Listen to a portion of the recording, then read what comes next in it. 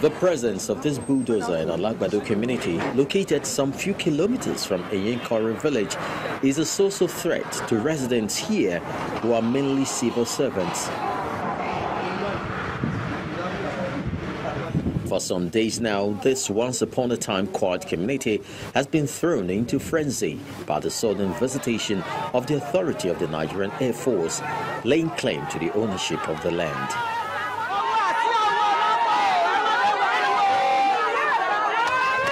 Several houses are already marked for possible demolition, which to this landlord is strange, since no one informed them that the land belonged to the Air Force at the time of acquisition. We bought from the community, and even in the course of building, the town planning came. We saw them, we discussed with them, we got the necessary paper from them, they gave us receipts and stuff.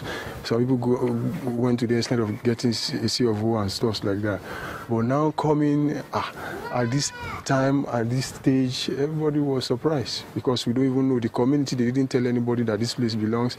There was no signboard, there was no signal that this place belongs to the airport, to the Air Force Authority.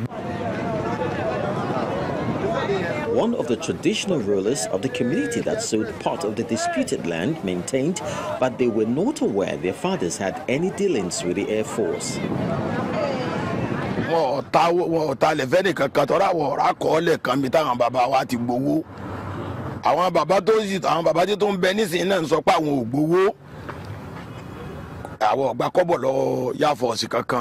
Asibanu akọọlẹ pé àwọn bàbá wa gba kọ́bọ̀ lọ́wọ́ Air Force tẹ́kọ̀ tí Air Force tẹ́kọ̀ pò ń lò nílẹ̀ alágbàdo ẹyẹ ń kọrin àwa la ní nǹkan wa.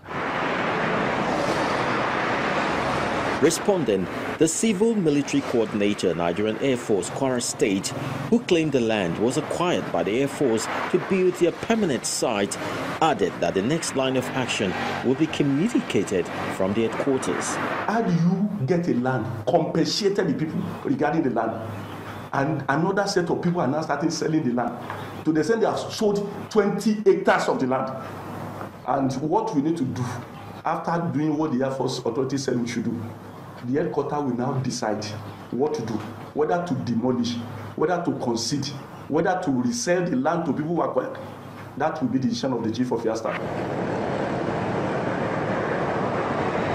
In the last couple of days, the Air Force has started erecting fences as well as signposts and gates to signal their presence and their ownership of the land, which, according to the Director General Lands Bureau in the state, was a reason for the encroachment being experienced. They entered because the Air Force did not take possession and it was not properly protected.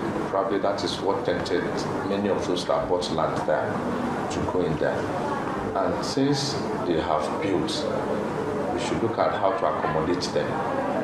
But we should avert further encroachment. This we discussed with the Air Force commander, who said he doesn't have the power to allow them, but he will contact the headquarters, who would decide on their fate. At the moment, it's an atmosphere of uncertainty hovering over Alagbado community, a situation the people would wish becomes a thing of the past. However this can be achieved would be a welcome development.